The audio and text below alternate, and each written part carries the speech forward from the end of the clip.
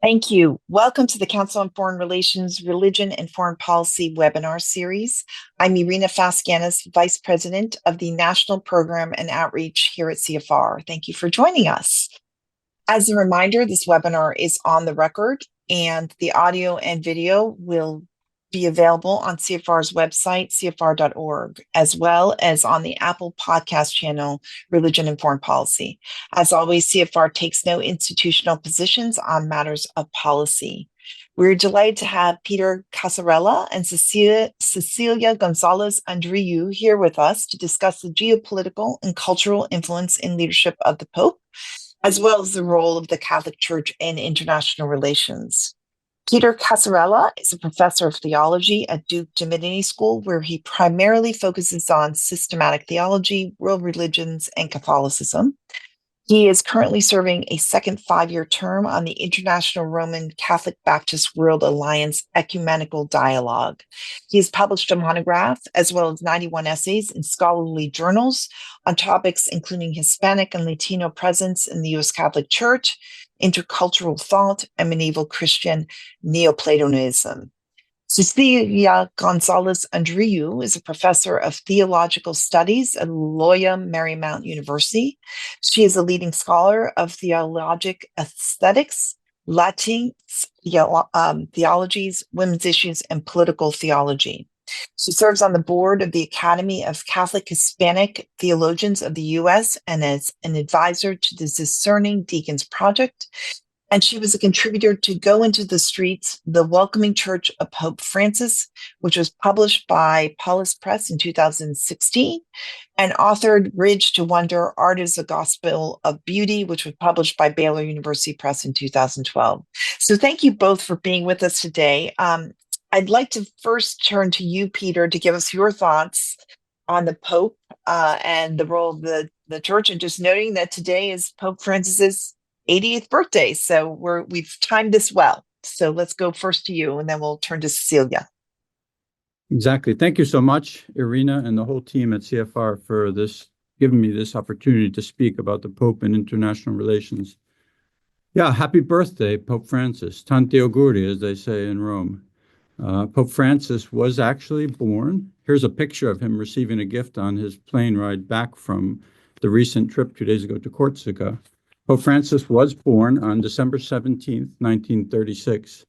And this also gives me an opportunity to think a little bit about the context of the popes, at least the popes of my lifetime, the post-Vatican II popes, and the context of the popes having this kind of soft power, this kind of moral power. And I mean, this is a much longer presentation, but I mean, just thinking about the period from 1870 to the signing of the Lateran Accords in 1929, the so-called popes being prisoner of the Vatican, and how after that everything changed with the loss of temporal power. And then every pope in the 20th century after Vatican II in my lifetime has been kind of trying to find some way from Paul VI up to Pope Francis to use this soft power, to use this moral power. The Vatican city-state is obviously not in possession of great territory or military, but this moral power, this soft power, what does that mean? So I'm going to focus on that question in the few minutes I have left. And starting with this trip that Pope Francis just took to Corsica, I was a little bit puzzled at first. Why was he going to Corsica? He's 88 years old. And then two things immediately struck me about that. First, and there's probably a lot more background to this that I'm not even aware of, but first, just from appearances, Pope Francis passed on the invitation to join all of the world's dignitaries at the reopening of the Notre Dame Cathedral, and he instead invites President Macron to come to the peripheries, to the island of Corsica. So that was the first thing, going to the peripheries. He's going to the peripheries. He's inviting Macron to go to the peripheries. But then when I saw that he was attending a conference on Mediterranean popular piety, another light bulb went off. That's what this Pope has been about from the beginning, bringing together popular piety. In Spanish, we call it religiosidad popular with social justice. So this gives me an opportunity to just speak very briefly about the origins of Pope Francis's ideas about global order, world order, and politics in the Southern Cone, in Argentina in particular. There's many figures who influence in this regard, and I don't have time to go through them all. I think the last one on the list is someone who is the Pope's ghostwriter, Victor Manuel Fernandez, Cardinal Victor Manuel Fernandez, and now has the key theological position within the Vatican. He's the Pope's main theological advisor. But the key thing that you need to know to understand Pope Francis about this school that developed basically in the period between 1968 and 1979, between the so-called Medellin meeting of the Council of Latin American Bishops' Conferences and then the meeting in 1979 in Puebla, was the linking together of social justice, or the main theme of liberation theology, with popular piety. That was the light bulb that went off when I saw he was going to Corsica to attend a conference on popular piety. There's many great books, Thomas Rourke, Massimo Borghese, Austin Ivory, on this theme of the so-called Teología del Pueblo, or theology of the people. When he becomes Pope in 2013, in his apostolic exhortation, Evangelii Gaudium, or Joy of the Gospel, this becomes synthesized in what are called the four Bergoglian priorities. In that central part of that text, he issues these four kind of invitations that lead to a new understanding of the common good, or social justice. The first is the hardest one to kind of grasp. It's time is greater than space. He's thinking here just about the priority of finding processes to bring new realities. He's thinking about the colonial heritage of Latin America, the tendency from the colonial period to dominate and take over space, and to replace that with new processes for social dialogue. So against the colonial domination of inhabited land, and in favor of a spiritual freedom for peoples to exist together. Time is greater than space. I mean, all of his work on ecological theology, Laudato Si, and ecological conversion, is also about the same principle. Unity prevails over conflict. This is the point that dialogue requires effort and patience. Realities are more important than ideas. There's nothing anti-intellectual about this. His main point here is that the principles taken from the Latin American church of see, judge, and act have to be recovered in a new way. So when the Pope talks about arm dealers are fueling the global wars, that's what he's talking about there. And then the one that I want to go into in a little more detail, the whole is greater than its parts. It's in that section that he introduces his favorite metaphor. If you've never heard this before, it sounds a little bit weird. He'll come into a room and he'll bang on the table and say, now we have to talk about the polyhedron. What is that about? The polyhedron for the Pope is the opposite of the sphere. Spheres are a metaphor for homogenization, where all things come together and all the differences are washed out. So with my two soccer balls here that represent Joy of the Gospel, section 236, you're supposed to be thinking about the relationship between the unity and diversity that you find in a polyhedron, and then the homogenization, the washing out of difference that you have in a sphere, where all the points on the surface are equidistant from the center. He uses that metaphor over and over and again to maintain diversity, to maintain cultural diversity, religious diversity, diversity in the midst of conflict, but also to have some kind of order and peace. A couple more images. This is from the pre-pontifical period, the so-called blessing at Luna Park. The Argentine press, some of the Catholic press, said the Pope had stopped being Catholic because he received a blessing from an evangelical pastor in the stadium, the soccer stadium at Luna Park. Look what happens when he's elected Pope in Rome. He asks the people for the exact same blessing. He asks the people to bless him and to say the creed of the church with them. So this idea of being with the people, being blessed by the people, goes to the heart of the theology of the people. That is, I think, the signature move that we've had in the entire pontificate of Pope Francis. Now, to get a little bit more to the religious dimension of his ideas about, my time is up. So just two more points. One is that his dialogue with Rabbi Skorka and then the meeting in Abu Dhabi in 2019, I think, are the keys to understanding his bringing religion. And then in Fratelli Tutti, which comes after Abu Dhabi, he talks about how religions, he's talking here about the Abrahamic religions, but how all religions have to work together for social friendship, for social fraternity. And that's his vision of dialogue. It's one that's still open-ended. It has this ignatian or this spiritual view of walking together, being together. But I think that's what he's bringing to the table. And I'll just stop there and leave it open for questions. Thank you so much. And Cecilia, over to you. Thank you, Peter, and thank you, Irina. I need to start by just saying felicidades al Papa Francisco de Loyola Marymount University desde Los Angeles. Very excited for his 80th birthday. And I want to set the stage for the conversation. Most of us are familiar with images of St. Peter's Square at the Vatican. It's the classic Roman architecture, the two enormous circling colonnades, and room for almost 500,000 people. And in 2019, just something happened and a new monument was added. And rather than saints or biblical figures, the monument, which is life-size, is a really stunningly realistic bronze depiction of a boat full of migrants and refugees from multiple places and multiple time periods. And somewhere near the center of it, there is arising out of the group a pair of angel wings toward the sky. And it's a reference to the letter to the Hebrews. Let mutual love continue. Do not neglect hospitality, for through it, some have unknowingly entertained angels.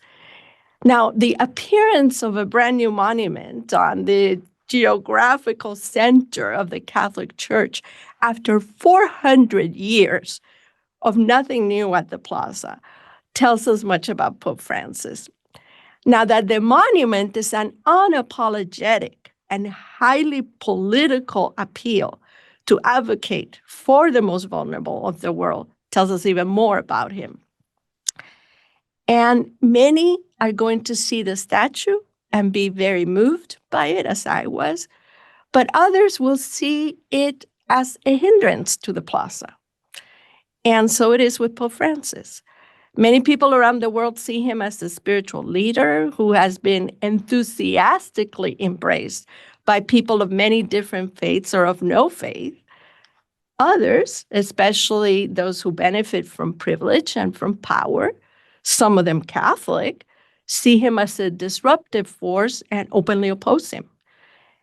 And the global embrace by the poor, the young, and those on the peripheries, regardless of their religious identity, and the constant opposition by the comfortable and the powerful tells me Papa Francisco is doing something right. Jesus had a similar effect on people, and Pope Francis is very clear that getting us back to the priorities set forward by Jesus and the early church is at the very heart of his vision. Now, when he was elected in 2013, many of us were electrified. He was the first Latin American pope ever, and also a Jesuit. And to understand how he sees the Catholic Church's involvement in international issues, we really need to start there. Pope Francis understands the Catholic Church to be an agent of transformation for the good of, as he calls it in his encyclical on the environment, nuestro hogar común. The appeal to seeing this planet as our shared home puts us all on notice about our shared responsibilities. Now, let me try to tease out how this Pope has effectively transformed the Catholic Church in relation to the world, to the great rejoicing of many and to the dismay of a few. First, the idea of the globe as ours, as shared, and as home puts nothing that happens in that planetary home outside the concerns of the Catholic community. He wants a church that is engaged with the world's pain, a church that calls out suffering wherever it happens, intervenes with generosity when there is hunger, that cares for the sick, the imprisoned, the immigrant, the stranger, and that advocates for the young and for the elderly. And so as he has taught us, he says, help first and ask questions later. Second, this active engagement with a suffering planet where he asks us to hear the joint call of the earth and the call of the poor is a requirement of Catholic faith. To act globally as people who defend the most vulnerable means to do exactly what Jesus told us to do, to be like him, to be healers, teachers, givers. And so to see God everywhere in all things, a very Jesuit thing. So global Catholicism today, as led by Pope Francis, is about getting back to the basics, that we cannot claim to love God if we're not willing to love our neighbor as we love ourselves. Now, third, Pope Francis knows that long-lasting transformation only happens when we change systems and structures. As Peter pointed out, he's a Latin American theologian. And so he wants us to look at underlying causes. The Catholic Church today has to go much beyond acts of charity to act for social justice, right? Where the conditions that cause the suffering are seen, questioned, and then changed. So Papa Francisco has really set a global agenda that is challenging, and it should be challenging. And if we can imagine that he's the spiritual leader of over 1 billion people, if we were all listening and acting, we could really do a heck of a lot to help this planet that's in such urgent need of love. Thank you both. This is a great way to for the discussion. So we're going to turn to all of you for your questions and comments. To ask a question, please click the raise hand icon on your screen to indicate that you would like to ask a question. When you're called upon, accept the unmute prompt and state your name and affiliation, followed by your question. You can also submit a written question via the Q&A feature in your Zoom window, and I will read it. If you do that, if you could please give us your affiliation so that we can include that. So the first written question comes from Michael Stremiska, who's a professor of world history at Orange County Community College in New York. Question for either of you is, how high a probability do you see of the next pope being more conservative than Pope Francis and represented turning away from his more liberal stances on homosexuality and concern for the environment? Could we see a Pope Opus Dei or Pope Trump? Okay, well, I'll take that for a minute, and then Peter can. I think it's kind of counterproductive to call Pope Francis liberal or conservative, because this is about the gospel for him, and those binary kind of stances that we hear around the world, but especially in the United States, I don't think help us, right? So my question would be, are we likely to see someone for whom the gospel is at the center of everything, and from where these attitudes of non-judgment and of inclusivity and of love and of healing come? And I think the likelihood is high. Pope Francis is appointed at this point about 80% of the cardinals that would be electing at the next conclave. And I just think, and I'm hoping, right, that the beauty of what we have been doing together during the synod process, this global meeting of the church, is permeating everyone, so that the beauty is what's going to guide us to this attitude of loving and caring for each other, which I think is at the heart of who he is. Peter? I don't have too much to add to that. I think Cecilia's spot on. The idea that you could have a pope who would divert from the gospel message of offering hospitality to migrants, or being concerned in terms of processes and structures about not just direct material aid to the poor, but a new and better life for the poor, is unthinkable. I mean, these are non-negotiables in the gospel of Christ and in Catholic social teaching. I mean, there's sometimes a search for an equilibrium, so that point is well taken. But the other thing that I would add is that the first encyclical of Pope Francis was called Lumen Fidei, the so-called encyclical Four Hands, in which Pope Francis wrote about 4 words, and the rest was written by his predecessor, Pope Benedict.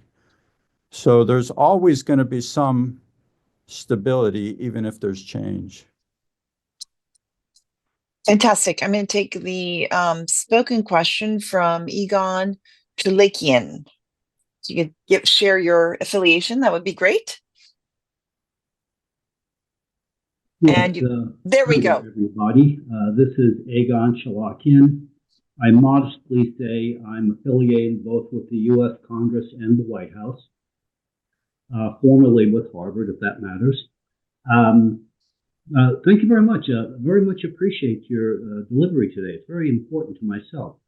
I have business with the Vatican at least twice a year. I've had the privilege of spending a bit of time with Pope Francis, a nice gentleman. I will add this, that while he as an individual has been nothing less than obliging, everything nice to say about the gentleman, nothing bad whatsoever. Although the Vatican has not really changed.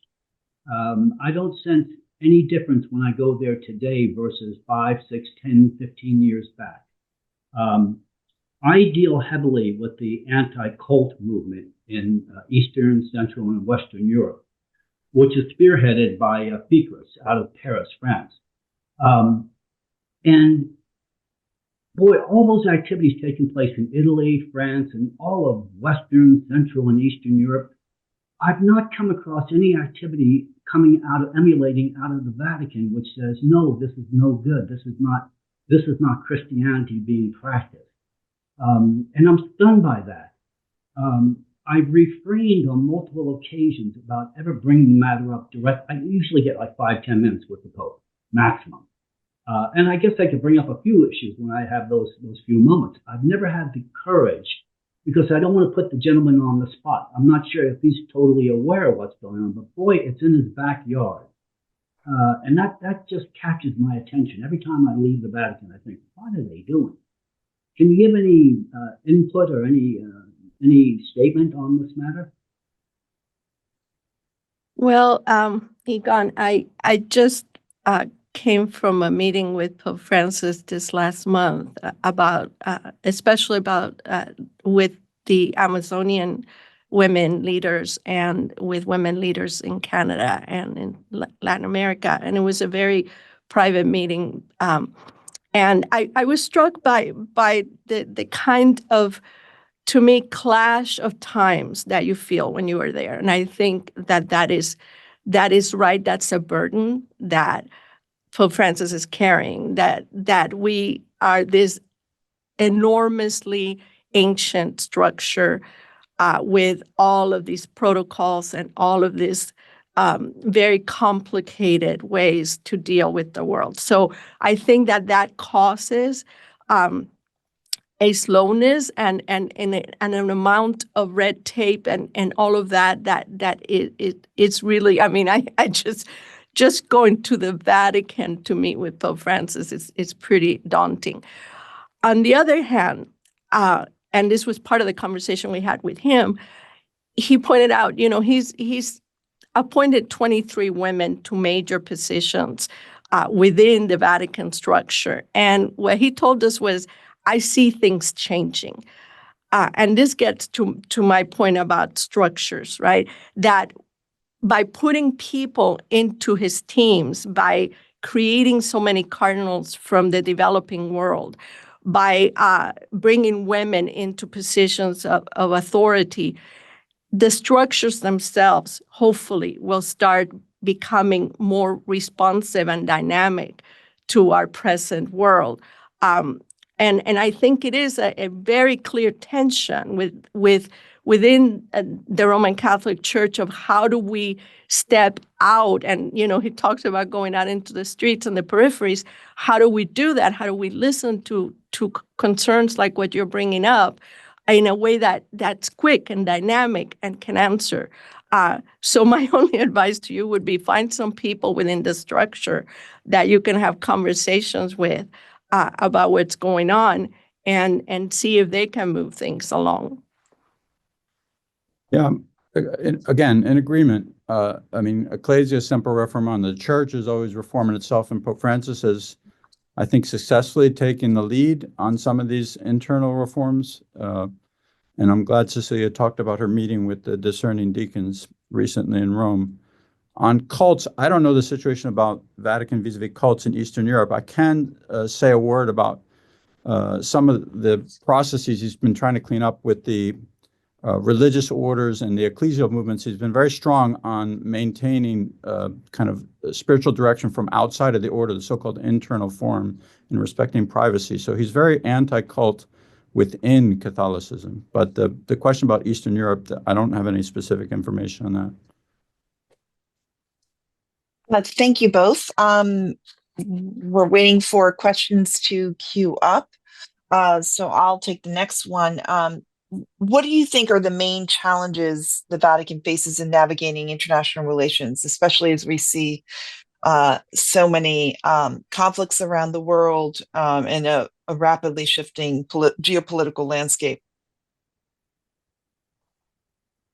Well, again, I think it was so clear to me when I was in Rome last month that the extraordinary diversity of the church that Peter alluded to is difficult to navigate for the Pope.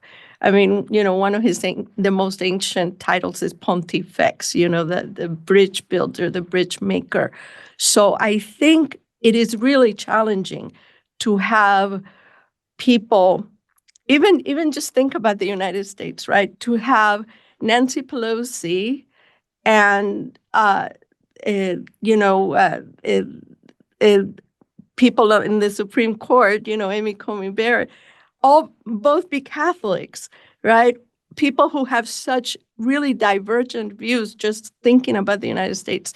So when we think about the rest of the world, right, and on questions, of homosexuality and questions of women, and clearly on questions of war and peace and the environment, right? There's all of these divergent views within the Catholic Church itself. So that creates for him a really gigantic challenge of how to bring us to the table to talk with each other, which is what he has had us all involved in for the last 3 years. And what this synodal process, this walking together process that he's had us on, what it has, allowed us to see is precisely how hard it is to have a global community of people that are so extraordinarily different agree on anything. And so I think that poses a challenge for him. But then, as Peter alluded, right, we have the gospel. And so there's things that are non-negotiable, and they're never going to be negotiable. And I think those are the ones where he has taken very clear and upfront stances, on the environment, on immigrants, on the poor, and that those are the places where we can do a lot of work. Yeah, these are all important.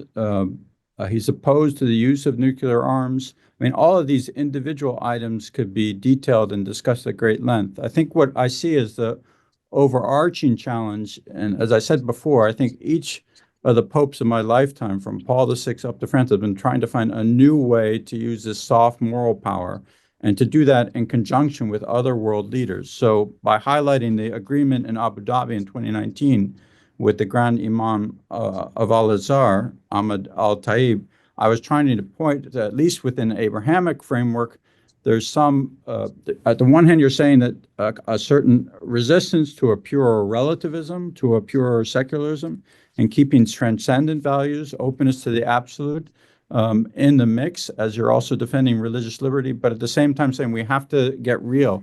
We have to end wars. We have to be patient in dialogue. We have to work together for this human fraternity.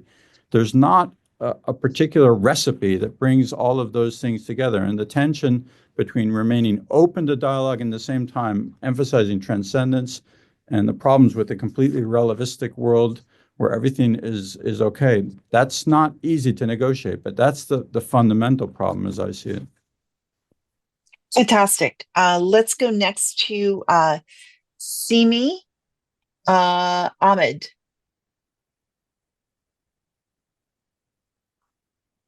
Hi, Irina. I had a comment more than a question. Okay, and if you can give us your affiliation, it's great to see you. I'm a chaplain. I'm a healthcare chaplain with the Northwell Health System. I want to say this has been very, very educational for me as I'm a Muslim.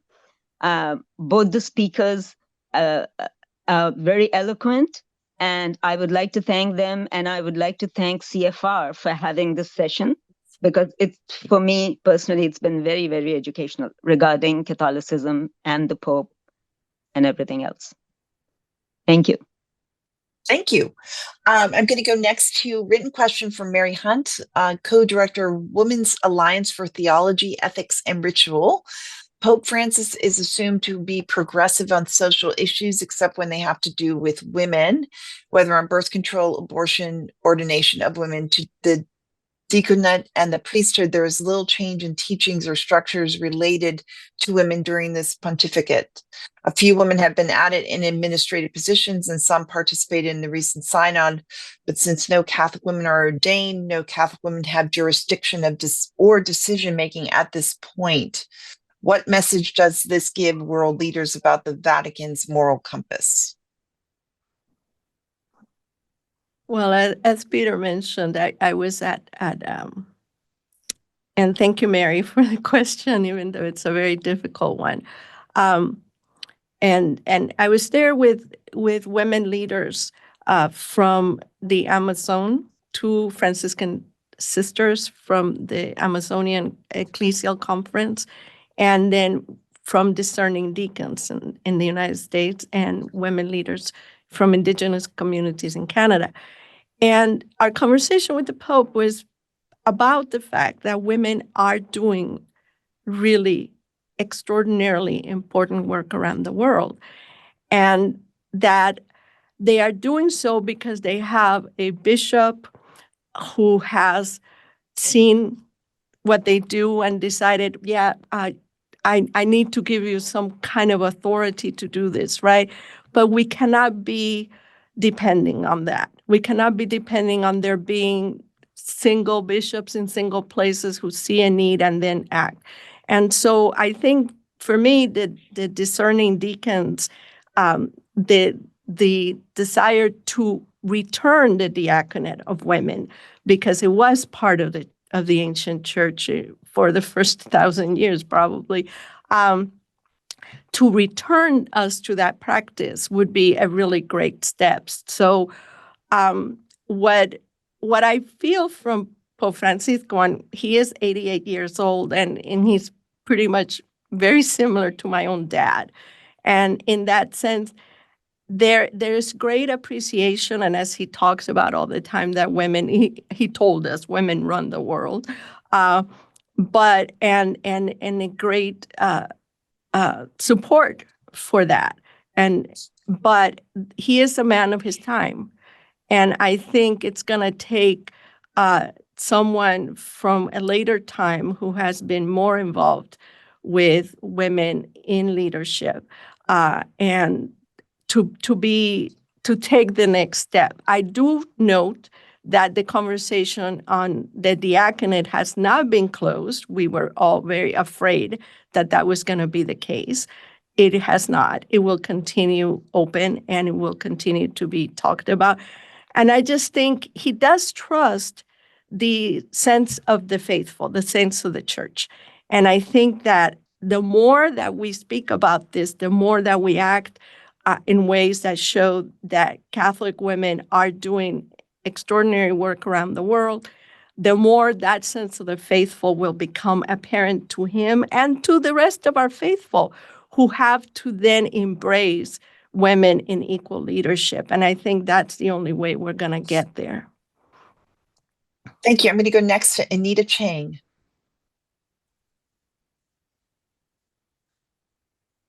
Hello, can you hear me?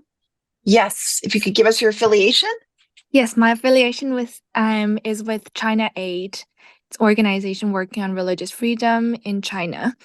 As you probably have heard, Bishop Peter Shao, SHAO, Peter Shao, he was appointed by the Vatican in 2011 and took over as the bishop in China in 2016. However, earlier this year, 2024, January, he was arrested by the Chinese officials. And the very absurd phenomenon in China is that there is the above ground official bishop that is associated with the government of China versus the underground bishop that operates on a completely different system. And that was formerly more linked with the Vatican recognition. So that is what the religious freedom realm of China is right now. I'm wondering what your comments or what your insights could be why that is the case, and is there a challenge to why the Vatican and the Pope is unable to maybe step up a little bit on a more fierce stance on what's going on with the many Catholic believers and the bishops in China? Thank you. This is a very important question. I'm going to give an academic answer, which is that I don't know the answer to it.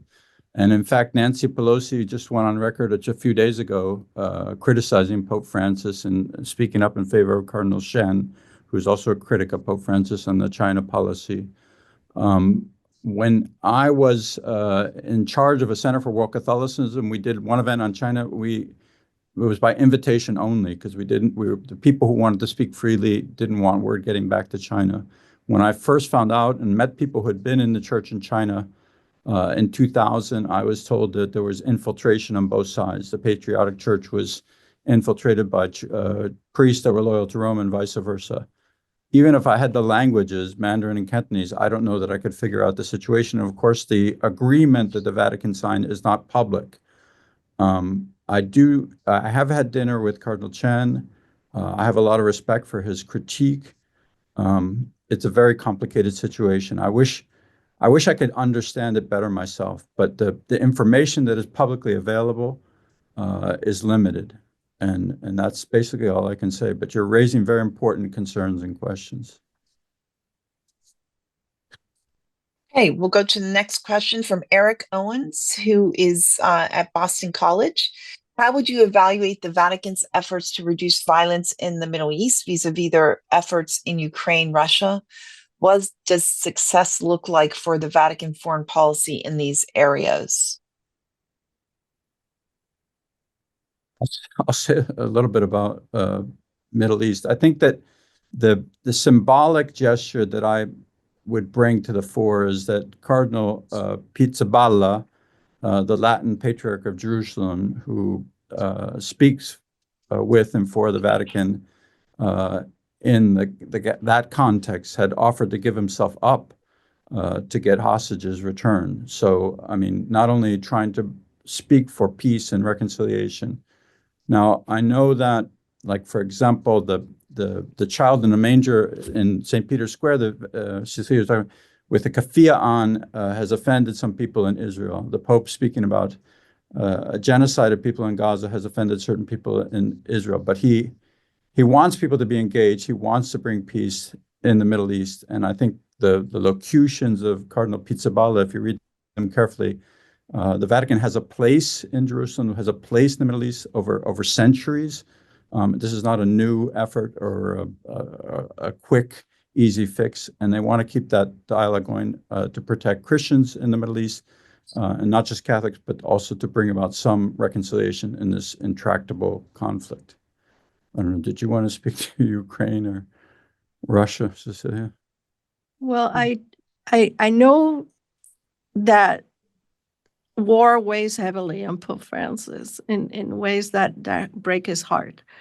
And I think, if anything, all of his efforts are to keep channels of communication open as much as he can. You know, people have questioned, that why he hasn't denounce Russia more strongly, even though he's always speaking about Ukraine and bringing peace. But it is because he wants to keep channels of communication open so that he can step in as a mediator and as a calming voice. So it's again, it's a very difficult space to be, and being with him, I just could not imagine that kind of burden on any one human being. Thank you. I'm going to take the next question from Annie Zonneveld.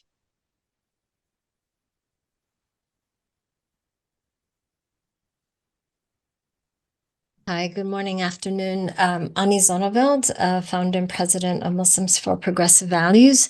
Thank you for hosting this special event. I really appreciate it. As a Muslim, I've always loved this particular Pope. I've been following him, and I really appreciate his spirituality. The leadership has taken on so many issues, including that of LGBT rights, and also on his position and speaking up for Palestinian rights and calling it a genocide.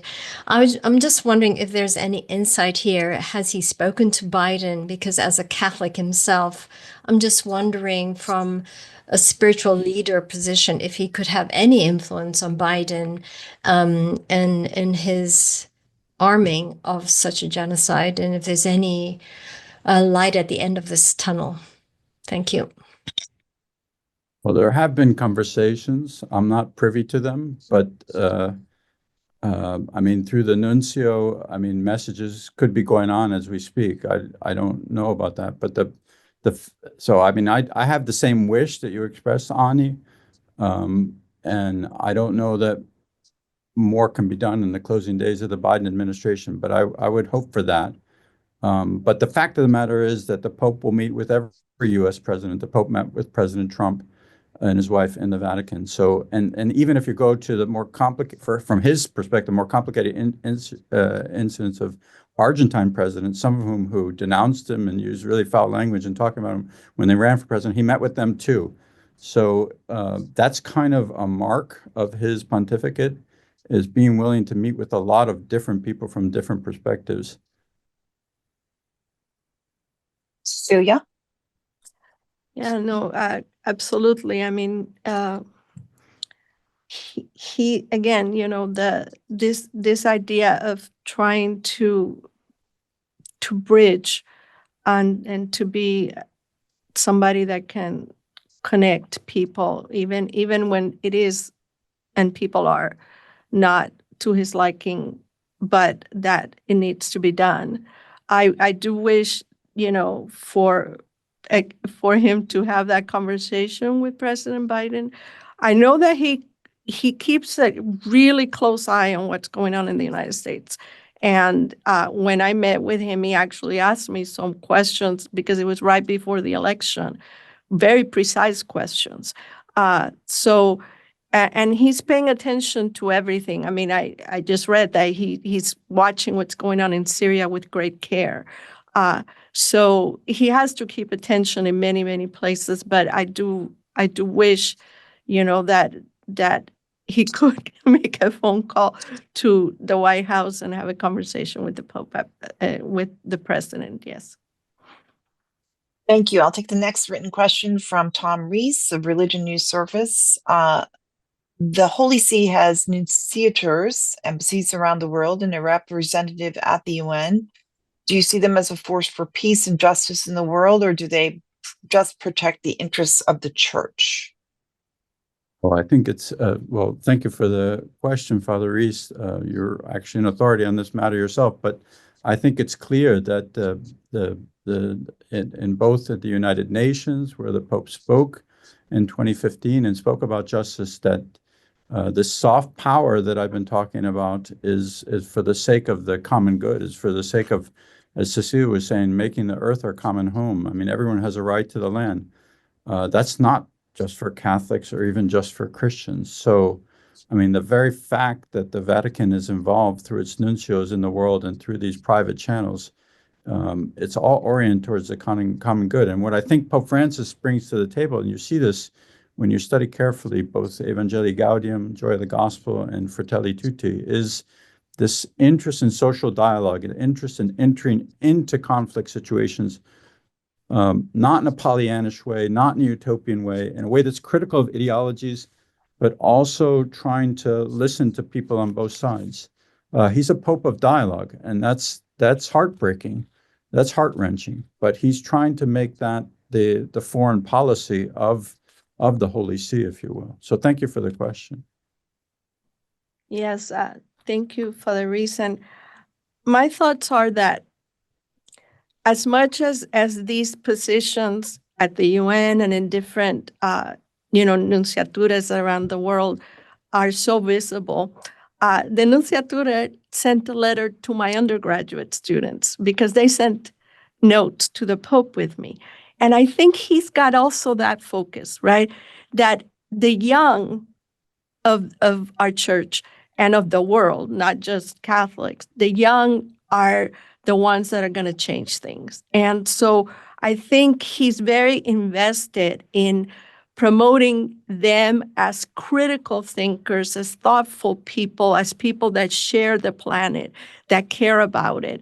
And so that we have both things going on, right? We've got people up here that are talking at the, levels of governments and policies, but then we have this, beautiful garden down here that's just growing and growing, and that it will become a force to change the things up here. Again, as a Latin American theologian, that's the way that he thinks, and I do really love, right, his interest in young people.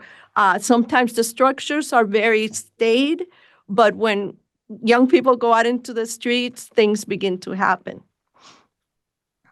Fantastic. I'm going next to Bill O'Keefe, who's Vice President of Government Relations and Advocacy at Catholic Relief Services. The church is invested in the global multilateral system that, while flawed, has kept a certain order and relative peace. That system appears to be breaking down, and the main countries are no longer feeling bound by it. And regional players are looking to stake their own claims and claim that their agency. How does the Pope see reforming and reimagining the multilateral system at this time that seems very vulnerable? Well, I think on the one hand, what was just said about the nunciators and working, and on the micro level, even especially in his own native Latin America, that's where it starts. But already in Pope Benedict, his predecessor, there had been the kind of lifting up of this question of the right to protect and beginning to think about global order in that way, kind of trying to get beyond the Treaty of Westphalia into a kind of new understanding of the common good and global order. And some people were very nervous that a Pope had spoken about that. But I think what Pope Francis has done is taken that principle and then brought it together, particularly in the Joy of the Gospel, with these 4 principles about unity, about polyhedric thinking, but all oriented towards dialogue. And dialogue is looking at differences, looking at tensions in different places. So there's not one uniform, or as he would call it, spherical approach that fits everywhere. All politics is local, as Tip O'Neill said. That's a very Catholic way of thinking. But this new enhancement of spiritual discernment for the sake of the common good, working together with Muslims and Jews and with all people of goodwill, that's what Pope Francis is trying to highlight. And hopefully that can help people working in these local situations. Yeah, Yes, go ahead. Well, no, and I think, Laudato Si and his work on the environment is an example of that, right? That you have this vision that then takes root in particular communities, in particular places in the Amazon, in different places. So I think, again, it's this idea that we have some priorities. The priorities are set by the gospel, and then we need to make them happen in our local spaces. Next question from Charles Stromer of the Wisdom Project. Could either of you give a couple of examples of the Pope's diplomatic efforts with soft and moral power having substantial changes in a national or global situation? Substantial, I don't know what counts as substantial, because everything is done in an incremental way. But I would just go back to the speech he gave to the U.S. Congress in 2015. You know, the Republicans clapped for half of it, and Democrats clapped for the other half of it. But it was a great success, and not just because of the policy issues, some of which we've already detailed in our presentations, but because he listed up kind of figures: Abraham Lincoln, Dorothy Day, Martin Luther King, and Thomas Merton, coming from American soil, that could be used to bring people together around world peace or about service to the poor. And I thought that was fascinating, that he was drawing from our own culture, from our own roots, as it were, to bring his own accents about dialogue and spiritual vision. And that I mean, it seems like such a long time ago, 2015, but all members of Congress thought it was great he was there. Yeah, and I do think his influence on environmental justice has been enormous. I think a lot of people credit him with having a great hand in having the Paris Agreement really go forward, and so that is, I think, one thing that we can point to. But there's no denying that our world is not where we thought it would be, and where he was hoping it would be, and that's a question that right now I think it's pulling at his heart and at all our hearts as to why has his vision not, what at the beginning of his papacy we call the Francis effect, why hasn't it taken better root? And I think, as I alluded to, there's great economic powers that are very much invested in that not changing. Thank you. The next question from Sapal Singh, founding trustee of the Sikh Council for Interfaith Relations. Given so many difficult and complex conflicts going on in the world, what would you see as the potential and possibilities of the Pope and leaders from other major faiths getting together to coordinate in a cohesive way to enhance peace and harmony at the global level and to ensure social justice for all? Well, that's the hope. But how do you articulate so that it's not pie in the sky, so it's not utopian? Now, I know that the Holy Father has said that he will go to Turkey in the coming year. Some of you may know that the cause for that is not a social agreement. It's the 1700th anniversary of the decree of the Council of Nicaea, which in Nicaea is right outside of then Constantinople, today Istanbul. But that will be a moment not just to recall what happened, and that has to do with the identity of Jesus Christ in terms of its dogmatic content, but that will be not just a spiritual or doctrinal moment, but that will be a moment together, calling for, hopefully, for a more democratic Turkey, for a more better unity with Muslims and people around the world. So that will be a moment, if he can make that trip, because I am worried about his health, for the kind of bringing people together that you're talking about, which is his vision, I think. Yes, and I think, again, by bringing the world together of Catholics per se, during the Synod, I think he was trying to plant the seed for all of us to be doing that work. When I was in Rome, I mean, one of the people I talked with was a Lebanese Catholic who, at that moment, Lebanon was being bombed. And to have that conversation between us there was transforming, right? It was powerful. And so I think that it's both and, that doing these trips and these intentional moments where he can highlight the plight of particular people. I mean, he begins in his book, Let Us Dream, talking about Myanmar. He likes for us to open ourselves up and to look at the world and to try to help there, but also, again, to get Catholics ourselves to do the hard work. Thank you. Next question from Yuri Mantilla, professor of law at Liberty University. How is the Pope addressing the increasing anti-Semitism around the world and the efforts to deny the existence of the State of Israel?